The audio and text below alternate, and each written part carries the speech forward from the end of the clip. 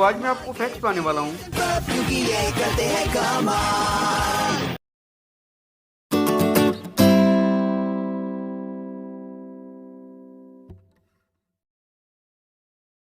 Doctor डूफेसमर्स ने रोबोटमैन नॉम को पहले पेरी द प्लेटिपस को टारगेट करने के लिए बनाया था, लेकिन आगे के एपिसोड्स में नॉम को डूफेसमर्स के सर्वेंट के रूप में दिखाया गया है।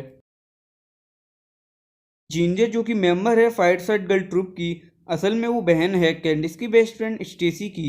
इस बात का रिफरेंस हमें मिला episode for your eyes only में, जब कैंडिस स्टेसी से बात कर रही होती है तो स्टेसी कंप्यूटर इस्तेमाल कर रही होती है, और तभी जिंजर स्टेसी से कहती है कि मॉम ने कहा था कि अब पीसी यूज़ करने की मेरी टर्न है। वैसे तो फीनेस एंड फर्म में जिंजर का रोल कुछ खास नहीं है, लेकिन तब भी जिंजर एक रिपीटिंग कैरेक्टर है। जैसे कि जिंजर ने फीनेस एंड फब की मदद की थी एनिमल की डायलॉग ट्रांसलेट करने में, एनिमल ट्रांसलेशन के द्वारा episode interview with a platypus में। जिंजर और स्टेसी की रिलेशनशिप की बात करें तो वैसे तो इस चीज़ को शो में ज़्यादा स्पेस नहीं दिया गया है, लेकिन एपिसोड 1 गुड 10 में दिखाया गया है कि जिंजर के पास जितनी भी ट्रॉफीज थी वो उसने अपनी बड़ी बहन को इम्प्रेस करने के लिए जीती थी।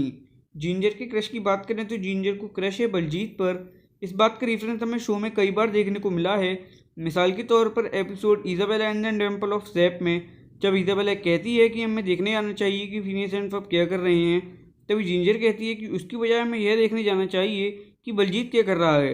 और आगे एपिसोड में जिंजर ने बलजीत को देखने पर I just show kid boy patch भी पहना। और एपिसोड हैप्पी न्यू ईयर में भी जिंजर को बलजीत के साथ डांस करते हुए देखा गया, और एपिसोड ड्रसल स्टीनोविन में भी जिंजर को बलजीत के साथ ही डांस करते हुए देखा गया। और episode night of the living pharmacist में जब फिनेस एंड फब के साथ बलजीत फायरसाइड गर्ल्स के ऑफिस में पहुंचता है तो वहां पर फायरसाइड गर्ल्स फिनेस एंड फब को देखकर खुश होती हैं, और वहीं पर जिंजर बलजीत को देखकर खुश होती है।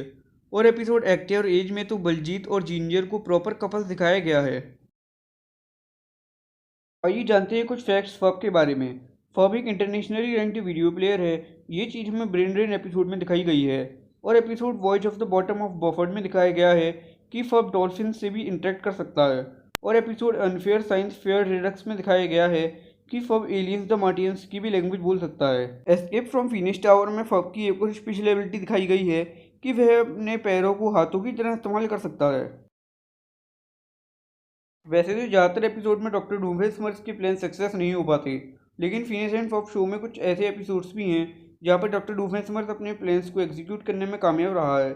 जैसे कि एपिसोड रोबोट रोडियो में second annual love muffin eater competition में जब उसके जीतने के चांसेस कम थे तो उसने कैप्चर्ड OWCA एजेंट्स को सीक्रेटली रिलीज कर दिया, और उन OWCA एजेंट्स ने अदर साइंटिस्ट के इनेटर्स को डिस्ट्रॉय कर दिया, और आखिरी के बचे रोडनी के नेटर को डूफ के ही नेटर ने डिस्ट्रॉय कर दिया, और उस कंपटीशन में डूफ बाई डिफॉल्ट जीत गया।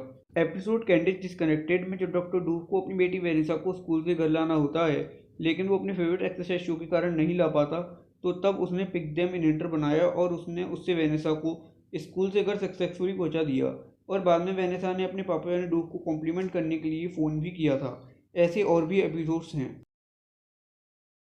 वह भी एक एक्सीलेंट सॉकर प्लेयर है, लेकिन एपिसोड माई फेयर गोली में दिखाया गया है कि उसे एक ईम्यू कर दिया गया था कि वह कभी भी विनिंग सॉकर टीम में नहीं हो सकता। मतलब वह जिस सॉकर टीम में होगा वह कभी नहीं जीतेगी।